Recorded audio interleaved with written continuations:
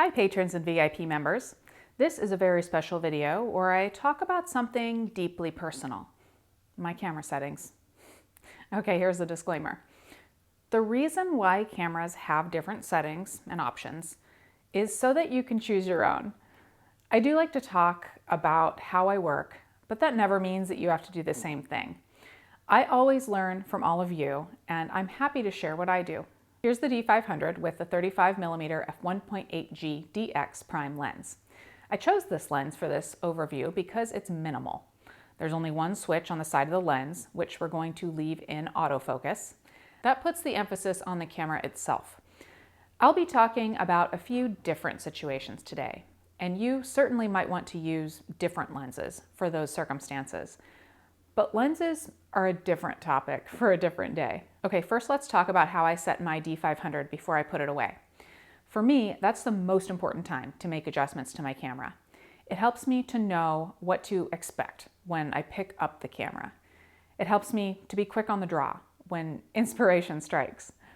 Of course, I can't tell you the number of times that I picked up my camera and had the settings all wrong for what I was shooting. So there's never a one-size-fits-all group of settings, but I try to come as close as I can with these put away the D500 settings.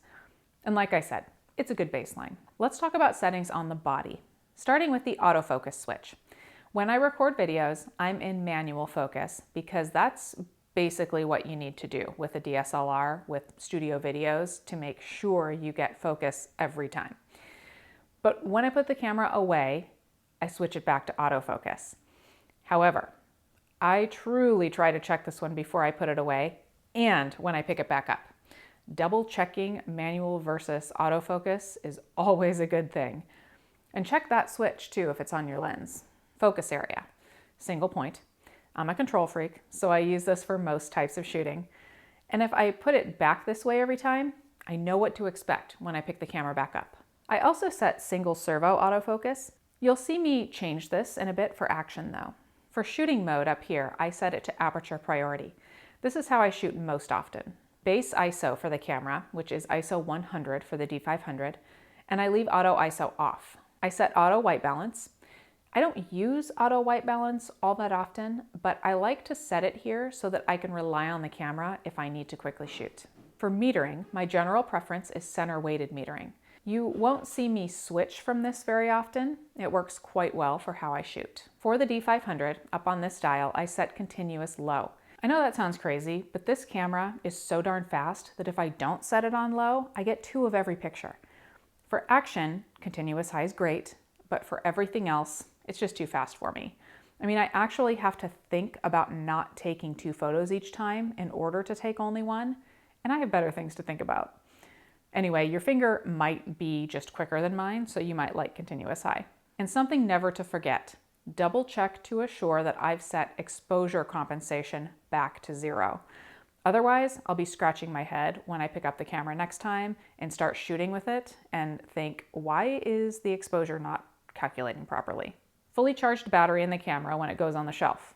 If you don't shoot as often as I do, you might want to make that a part of your pick up procedure rather than your put down procedure. I'm grabbing one or another of my cameras every single day, so they don't really have issues of the batteries running down on the shelves. Before I put the camera on the shelf, I make sure that the photos have been transferred somewhere. The camera literally never goes to its resting spot until the images or videos are transferred. It's way too easy to tell yourself that you'll transfer them later and forget and then reformat the cards. Okay, let's talk about how I leave my menus set. I have just a few changes from the factory defaults. I keep imagery view off, which is actually the default for the D500. It doesn't mean that I don't ever review images, but I do it by exception rather than for every image. I changed the primary memory card slot selection from the XQD card to the SD card. That's the card type that fits directly into my computer. For movies, I keep the destination as the XQD card. I changed image quality from the default JPEG normal large to JPEG fine large plus RAW. This takes up the most space, but it gives me the most flexibility.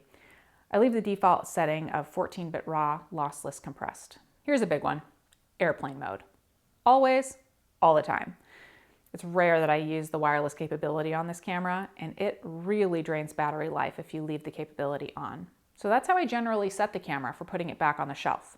But now let's talk about how I would adjust my camera from those settings for portraits. Again, just general settings. These will change depending upon the situation. But I kind of have a go-to way to initially set the camera. I use aperture priority, starting at f4 and keeping it on continuous low. Single servo autofocus with single point autofocus. For portraits, I'm setting the white balance to a specific setting to match the situation so that I'm getting the same look from shot to shot as long as the light temperature isn't changing. In natural light, I'm also going to keep an eye on the shutter speed. And if it's getting too low, like under 1/100th for a wider lens like 35mm and a human subject, I'm going to be setting the ISO higher. The D500 is great for this because you get great latitude for ISO settings with minimal noise below, say, ISO 6400. Realistically, if it's later in the afternoon, which is when I love to shoot portraits, I'm between ISO 400 and ISO 1600. If I'm shooting someone in light clothing, like a wedding dress, I might be switching my metering option to highlight weighted metering to keep those whites white without blowing them out. Now for action. Action probably brings the most changes. We're usually talking continuous high, depending on the speed of the action, continuous servo autofocus, and if I have to follow a moving object or people around, you might see me change to dynamic area autofocus. I'm not big on 3D tracking, but many people do get great results with it. For me, I'm moving around my thumb a whole lot, but it allows me to take more control than auto area and 3D tracking can provide. I'll move over to shutter priority at 1/500th for most circumstances, 1/1000th when I don't really know what's going to happen next. And if I'm going to be dumping photos into the buffer with continuous high, I am shooting JPEG all the way without RAW files. And I know it's a controversial topic. Shoot them how you like them. On to landscapes. Back to many of those general settings. Aperture priority, but starting at f8 and adjusting from there. I rarely shoot with a tripod, so I've got to keep my eye on shutter speed so that I'm not introducing blur due to camera shake. If I'm shooting with the 35mm lens, I'm shooting with a shutter speed of at least 1/60th.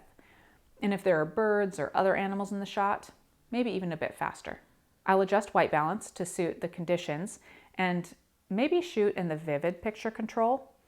I like accurate color, but I also like capturing landscapes as the eye sees them, with a bit more contrast and color than the camera would capture in standard mode. There is a landscape picture control on the D500 that I have not done much with yet. But the bottom line is, with the D500, the colors are always rich and abundant up and down the range, from bright areas to shadows. That's it for my settings for different types of photography.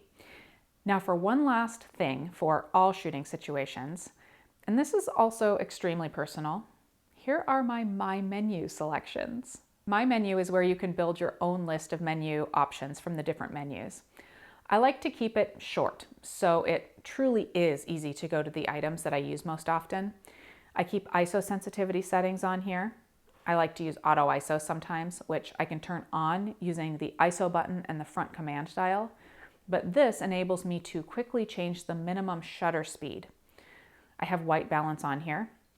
Typically, when I shoot video, I'm in my studio here, and I use a combination of daylight and fluorescent continuous lights that have daylight balanced bulbs in them. I have created a customized version of the fluorescent white balance setting to be just right for my situation. But if it's a cloudy day, or if I'm shooting still photography under fluorescent bulbs, I need to adjust it. I also have interval timer shooting here. This is my favorite way to take self-portraits. You can even assign the first item on this list to a button or a dial on the camera, which is quite handy. I talk about that in the custom settings menu walkthrough. There's a ton of flexibility with the function buttons and how you can reassign buttons and dials. However, the camera is so versatile right out of the box with the buttons and dials all where they need to be. I really haven't felt the need to reassign anything. The new placement of the ISO button bothered me at first, but I adapted to it surprisingly quickly. Okay, now it's time for me to set all of my settings back to my general settings, transfer some images, give her a fresh battery, and set her back on the shelf.